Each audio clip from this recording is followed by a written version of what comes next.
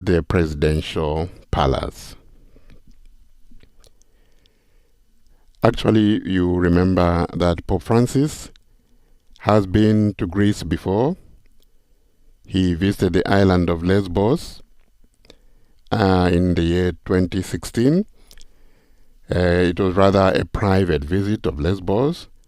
Lesbos, as you know, has been a key entry point in Europe.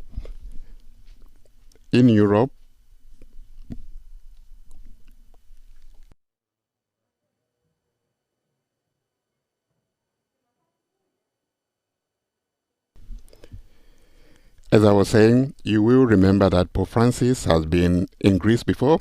He visited the island of Lesbos in 2016 on a rather private visit. Lesbos indeed has been a key entry point in Europe for migrants and asylum seekers. This time on the Apostolic voyage, Pope Francis is making an official visit to Greece in line with invitations from state and church authorities. He has a packed 2-day program, and we will be bringing you live transmissions of these events.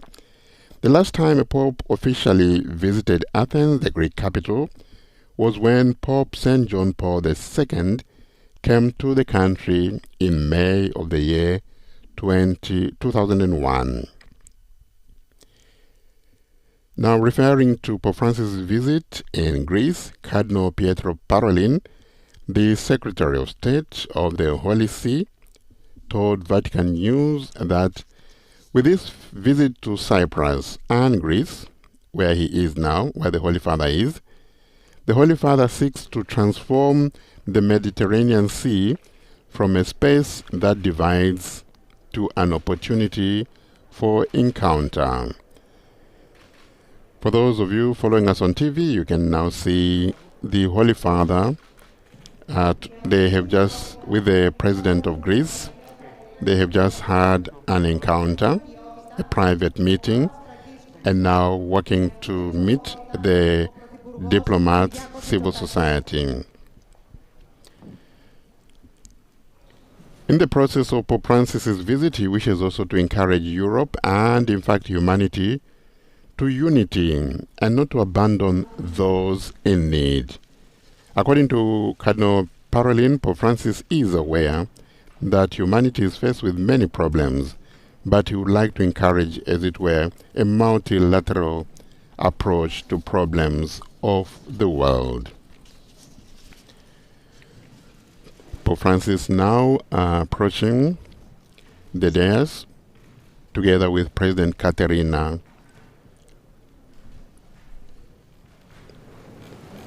of Greece.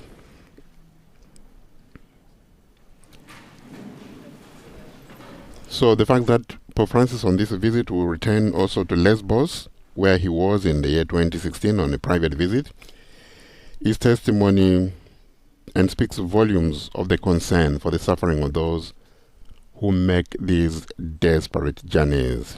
And yesterday, meeting refugees and migrants in Cyprus, he shared their suffering.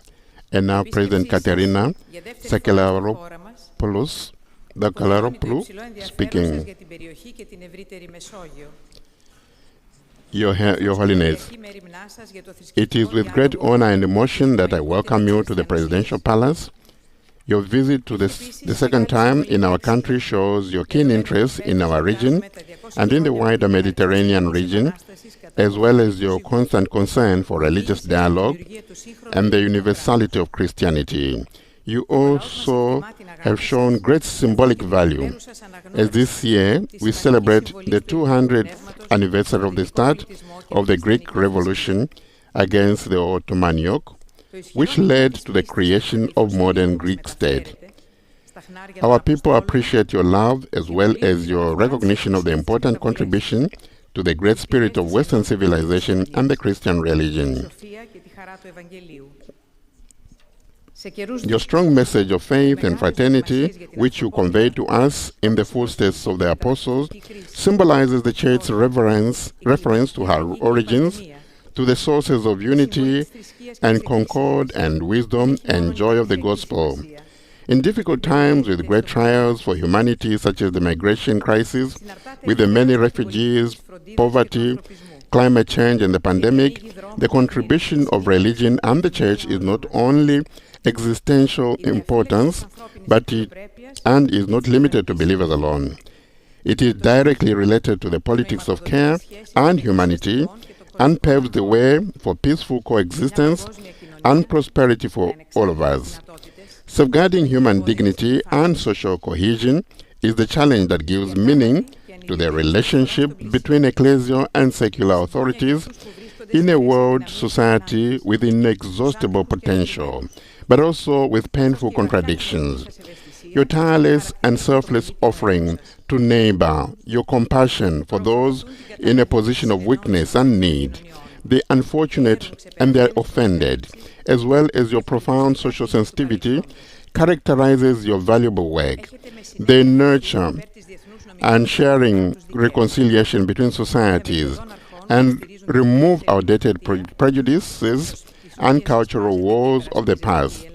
You have consistently upheld international legitimacy and the rule of the law, fundamental principles underlying liberal democracy, which Greece also embraces and defends. Our shared understanding of values is the foundation of cooperation between the Vatican and our country, and the particular importance of all the challenges we face which transcend our national borders. The pandemic has shown how vulnerable and exposed we are in modern societies. It demonstrates how necessary international vigilance and assistance between states is. At the same time, you have pointed out the health crisis is an exercise in responsibility for all of us, especially through our daily behavior in supporting our neighbors. In the inexhaustible energy and inspiration of scientists, in the sacrifice of doctors and nurses, in the patience and adaptability of many, we recognize the uniqueness and richness of human nature in the face of a long and unprecedented ordeal. Today, the prospect of vaccination for the whole world, especially for the dispossessed, is the greatest and most pressing issue of distributive justice.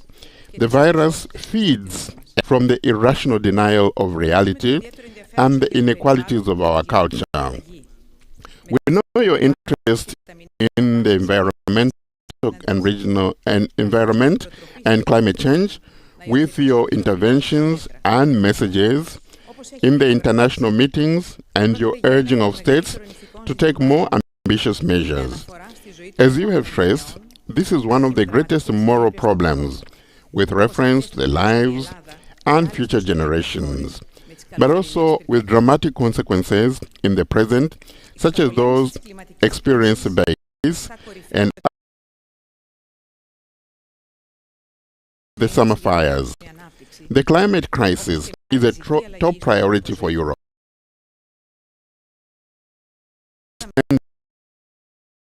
Change in our way of life.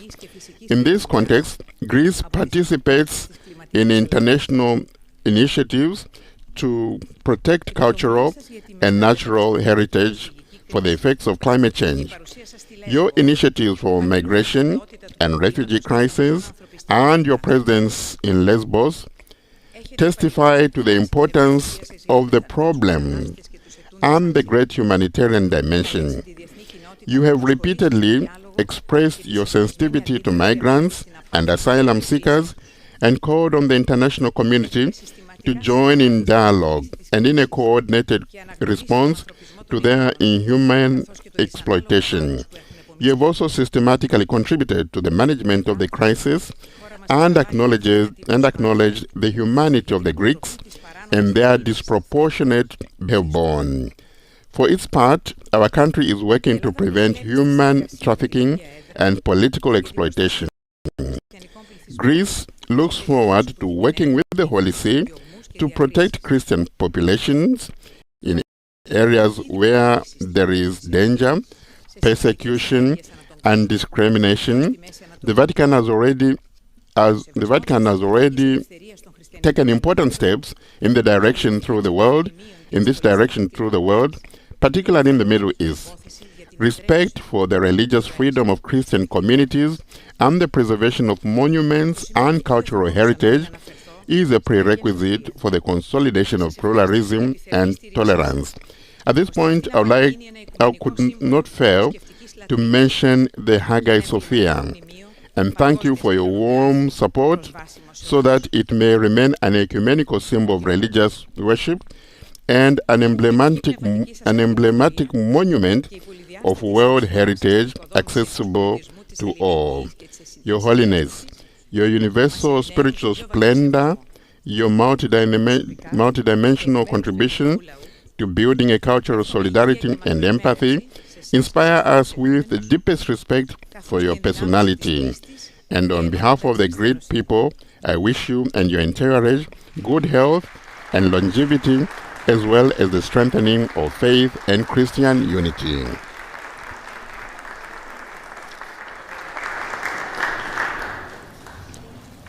Speech of Her Excellence, the President of Greece. President Katerina Seklaropoulou. And now the Holy Father will address the authorities, civil societies, and the diplomatic corps. Signora Presidente della Repubblica, Madam President of the Republic, members of the government and the diplomatic corps, distinguished religious and civil authorities, illustrious representatives of society and the world of culture, ladies and gentlemen, I offer you a cordial greeting and I thank Madam President for her words of welcome in your name and that of the citizens of Greece. It is an honor to be in this glorious city. I make my own the words of St. Gregory of Nazianzen, golden Athens, patroness of all that is good. In seeking eloquence, I found happiness. I come as a pilgrim to this land, rich in spirituality, culture, and cultivation, to find the same happiness that so thrilled the great fathers of the Church, the joy of cultivating wisdom and sharing beauty, a happiness that is not private and solitary, but born of wonder, yearns for the infinite, and is open to the community, a wisdom-filled happiness that from here spreads everywhere. Without Athens and without Greece, Europe and the world would not be the same, not be what they are. They would be less wise and less happy. From this place, humanity's horizons expanded. I too feel invited to lift my gaze and let it rest on the highest part of the city, the Acropolis, visible from afar to the travelers who, over the millennium, have arrived here. It inevitably bespoke the presence of God, the divine, the call to expand our horizon to what is high, from Mount Olympus to the Acropolis to Mount Athos. Greece invites men and women of every age to direct their journey of life towards the heights, towards God, for we need transcendence in order to be truly human. Today in the West, what emerged from here, there is a forgetfulness of our need for heaven, trapped us as we are between the frenzy of the thousand earthly concerns, the insatiable greed of a dispersonalizing consumerism. Yet places such as these invite us to feel wonder before the infinite, the beauty of being, and the joy of faith. Here were the paths traveled by the gospel, uniting East and West, the holy places in Europe, Jerusalem and Rome, in order to bring to the world and the good news of God, lover of humankind. The Gospels were written in Greek, the undying language in which the Word the Logos, expressed himself, the language of human wisdom, which became the voice of divine wisdom. In this city, our gaze is directed not only to what is on high, but also towards others. We are reminded of this by the sea, which Athens borders and which has shaped the vocation of this land, set in the heart of the Mediterranean, to be a bridge connecting different people. Here, great historians sought to recount the histories of people near and far. Here, according to the celebrated words of Socrates, people began to view themselves as citizens, and not only of a single city or a single country, but of the entire world, citizens. Here, men first become conscious of being a political animal, and as members of the community began to see others, not subjects, but as fellow citizens, with whom to work together in organizing the polis. Here, democracy was born.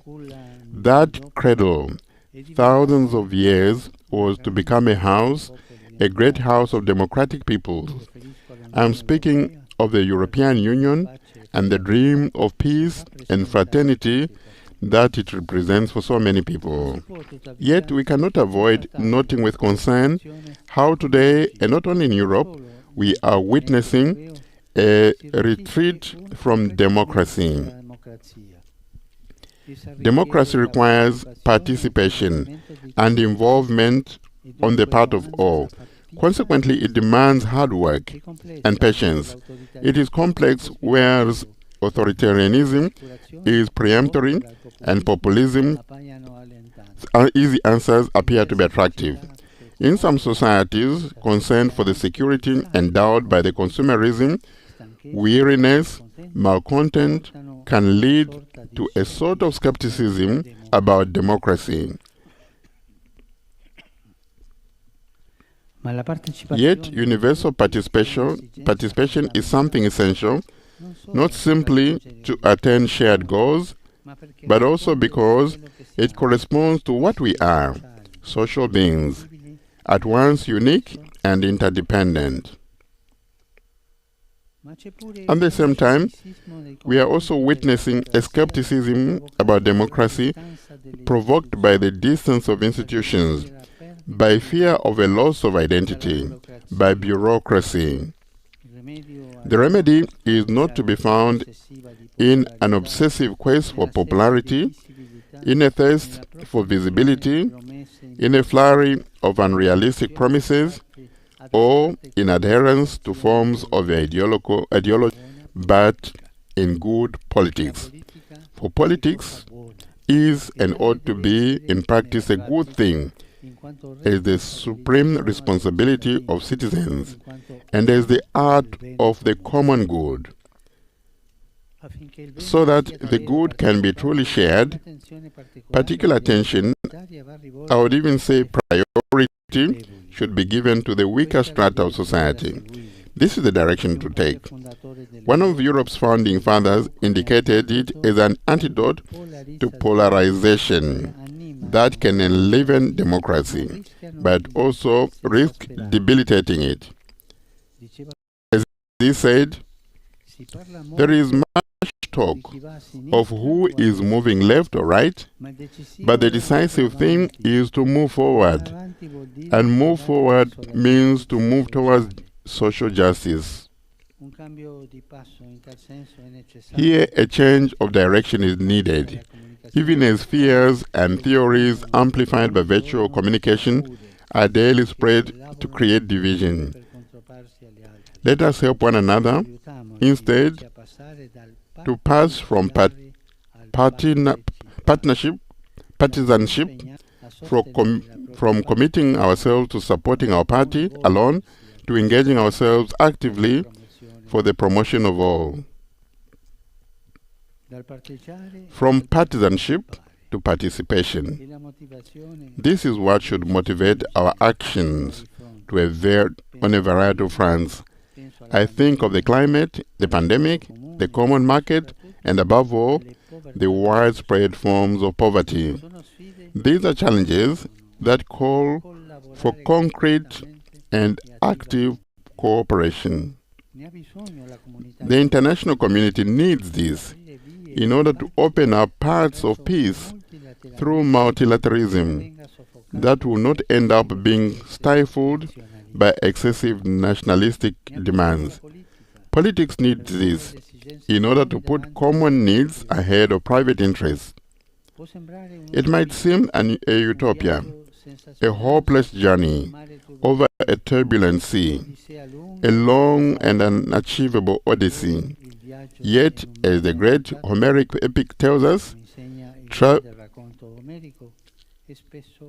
traveling over stormy seas is often our only choice, and it will achieve its goal if it is driven by the desire to come home port, by the effort to move forward. Here I would like to renew my appreciation for the perseverance that led to the Prespa Agreement signed between the Republic and that of North Macedonia. Looking once more to the Mediterranean, the sea that opens us to others, I think of its fertile shores, the trees that can serve as a symbol, the olive, whose yield has just been collected.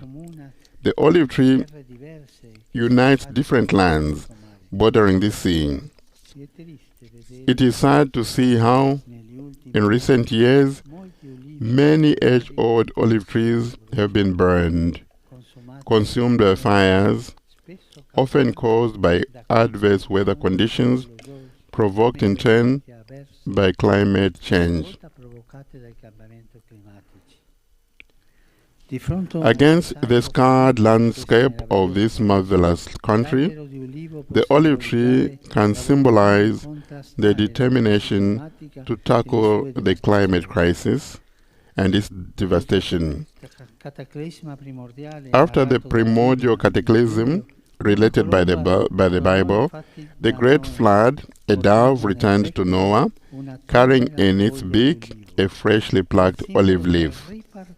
That was the symbol of recovery, of the strength to begin anew by changing our way of life, renewing our proper relationship with the Creator, other creatures, and all creation. It is my hope in this regard that the commitments assumed in the fight against climate changes may be more fully shared and seriously implemented rather than remaining a mere facade. May words be followed by deeds, lest children once more have to pay for the hypocrisy of their fathers. We are reminded of the words of Homer placed on the lips of Achilles: "Hateful in my eyes, even as the gates of Hades, is the man who hides one thing in his heart and says another." In Scripture, the olive is also associated with a call to fellowship, especially with regard to those who do not belong to one's people. When you beat your olive trees, do not strip what is left. It shall be for the alien, the Bible tells us. This country, naturally welcoming, has seen on some of its islands the arrival of numbers of our migrant brothers and sisters greater than the number of their native inhabitants. This has heightened the difficulties still felt in the aftermath of the economic crisis. Yet, Europe also continues to temporize. The European community, prey to forms of nationalistic self-interest, rather than being an engine of solidarity, appears at times blocked and uncoordinated. In the past, ideological conflicts prevented the building of bridges between Eastern and Western Europe. Today, the issue of migration has led to breaches between South and North as well. I would like to encourage once again a global communitarian vision with regard to the issue of migration, and to use that attention be paid to those in great need, so that in proportion to what each country means, they will be welcomed, protected, promoted, and integrated in full respect for their human rights and dignity. Rather than present obstacle, this represents a guarantee for the future, marked by peaceful coexistence with all those who increasingly are forced to flee in search of a new home, a new hope. They are the protagonists of a horrendous modern odyssey. I like to recall that when Odysseus landed in Ithaca, he was recognized not by the local lords who had usurped his house and goods, but by the person who cared for him, his old nurse. He recognized him by seeing his wounds. Suffering brings us together, realizing that we are all part of the same frail humanity will help us build a more integrated and peaceful future. Let us turn what seems only tragic calamity into a bold opportunity. The pandemic is itself the great calamity. It has made us rediscover our own weakness and our need for others. In this country too, it poses a challenge that calls for suitable interventions by authorities. I think of the necessary vaccination campaign and not a few sacrifices on the part of citizens. Amid great hardship, there has also been a remarkable growth in solidarity, to which the local Catholic Church is happy to continue to contribute, in the conviction that it represents a benefit not to be lost once the storm gradually subsides. Some words of the oath of Hippocrates seem written for our time, such as the commitment to follow that regimen I judge best for the benefit of the sick, to abstain from whatever is harmful and offensive to others, to safeguarding life at every moment, particularly in the mother's womb. The right of all to care and treatment must always be respected, so that those most vulnerable, particularly the elderly, may never be discarded.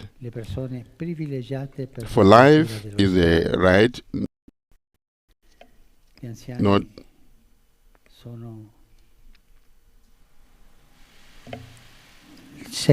the elders are a sign of wisdom for a people. For life is a right, not death. Death is to be accepted, not administered. Dear friends, some Mediterranean olive trees are so ancient they predate the coming of Christ.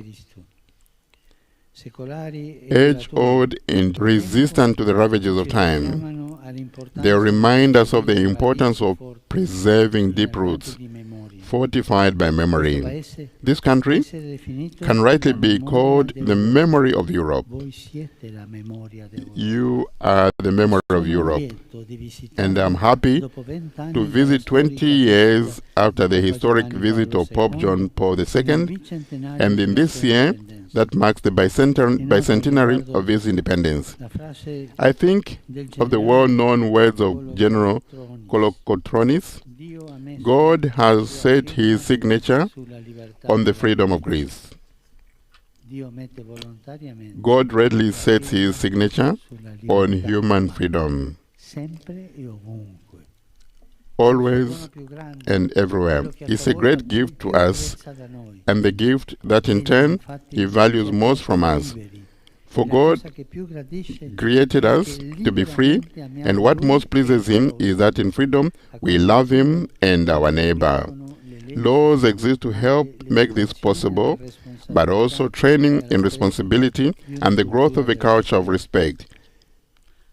Here, I will again express my gratitude to the public recognition of the Catholic community I assure you of his desire to promote the common good of Greek society, directing to that end his innate universality, in the hope that in the practice the conditions needed to carry out his service effectively will always be guaranteed.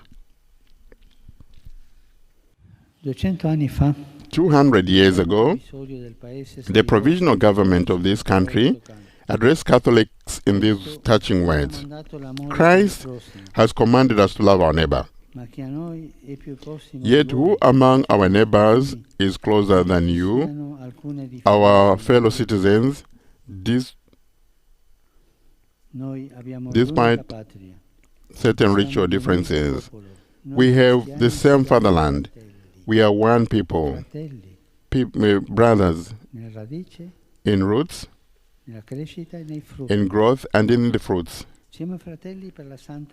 We are Christians and brethren under the Holy Cross. To be Christians under the sign of cross in this country blessed by faith and its Christian traditions spurs all believers in Christ to cultivate communion at every level in the name of God, who embraces all with his mercy. I thank, in this sense, dear brothers and sisters, I thank you for your commitment in this regard and encourage you to guide this country in ways of openness, inclusion, and justice. From this city, from this cradle of civilization, may there ever continue to respond a message that lifts our gaze both on high and towards others, that democracy may be the response to the siren songs of authoritarianism, and that individualism and indifference may be overcome by concern for the poor and creation.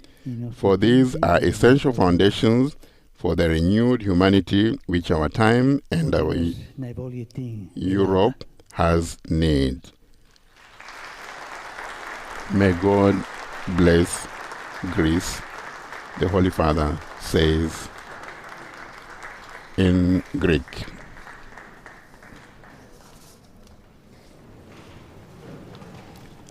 A very, very touching message there to Greek authorities, civil society, diplomatic corps, leading dignitaries from the world of culture, calling upon Greek society to rediscover its roots as the cradle of democracy, and using the olive tree, the olives, which are abundant and grow in this Mediterranean country, as something that teaches us about the ways of life. And now the Holy Father has ended the address, and together with the President, they leave the seat where this meeting was being held. Earlier on, the President of Greece also spoke of her joy in meeting Pope Francis here, and also of the Greek people in welcoming the Pope to this country.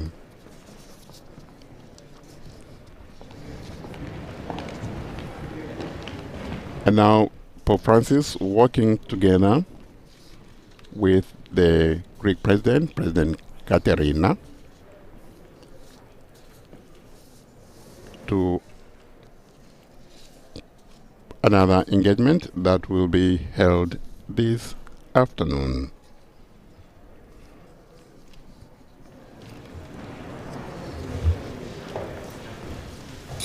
It is amazing how the Holy Father was able to connect historically the various facets of history here in this land. The Holy Father is now signing I think, what should be the visitor's book, that he has been to this presidential palace, and he did speak a lot about the need for a multilateral approach to the problems of the world. The world is facing so many challenges, from climate change, emergencies, floods, and the fires that the Holy Father spoke about in his address, which are destroying the olive trees, some of which date before even the birth of Christ.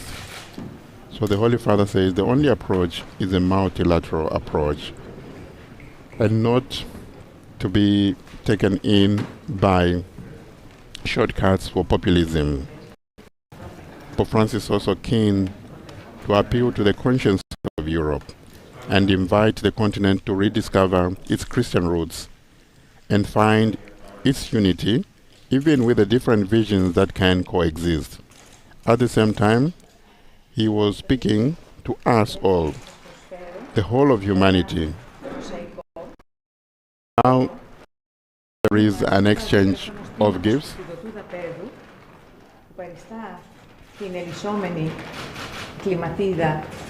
and the Serena is present.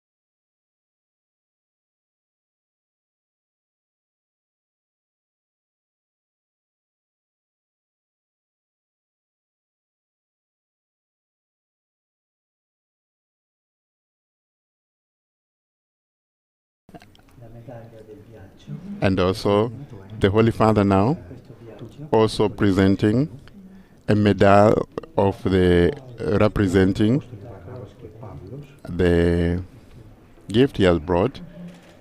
It's a huge medal which is put in a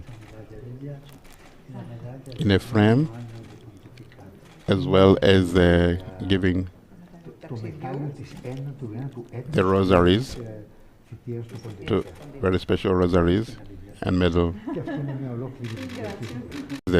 of grace. Very beautiful exchange of gifts there. Apart from the issues that the Pope alluded to in his address to civil authorities, and I'm sure it's an issue that he's going to return to, Pope Francis is generally acknowledged for his wish to grow ties between Catholics and the Orthodox. So he spoke of how the openness of the Greek society was to the Catholics. One way Pope Francis has tried to grow ties between Catholics and the Orthodox Church has been to visit them. He has already been to several majority Orthodox countries, including Georgia, Armenia, Romania, Bulgaria, the Republic of North Macedonia. Historically, the relations between the Orthodox Church and the Catholic Church have not always been easy, but they have improved a lot.